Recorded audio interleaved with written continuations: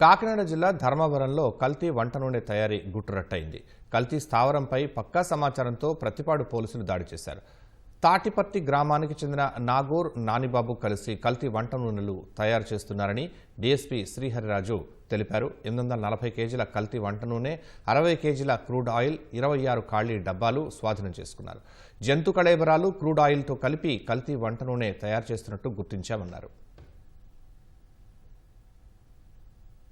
ధర్మవరం గ్రామం. ఈ గ్రామం నుంచి ప్రతిపాడు ఎస్ఐ గారు లక్ష్మీకాంతం గారికి వచ్చిన నమ్మకమైన సమాచారంతో మధ్యవర్తులైనటువంటి రెవెన్యూ ఆఫీసర్ సమక్షంలో దాడి చేయడం, ఆ దాడిలో బండారు ఫణిప్రసాద్ అనే వ్యక్తిని అనుమానాస్పదంగా పట్టుకుని వెరిఫై చేస్తే వంట నూనెలో కల్తీ చేస్తున్నాడు అండ్ వంట నూనెలుగా అమ్ముతున్నాడు. ఏదో వంట నూనె కాదు.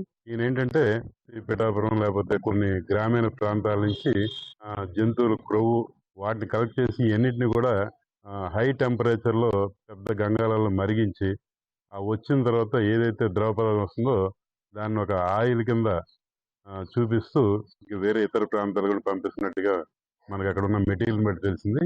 ప్యాకింగ్ మెటీరియల్ ఇవన్నీ కూడా ఆయన దగ్గర ఉన్నాయి. ఇవన్నీ కూడా సీజ్ చేయడం జరిగింది. ఇందులో ఈయన కాకుండా ఈయన సహకరిస్తున్నటువంటి ఎవరైతే ఉన్నారో ఈ కార్యక్రమంలో వాళ్ళందరినీ కూడా ఈ కేసులో ముద్దాయిల కింద కేసులో పెట్టడం జరుగుతుందండి. వాళ్ళందరి మీద కూడా క్రిమినల్ గా చర్యలు తీసుకుంటారు.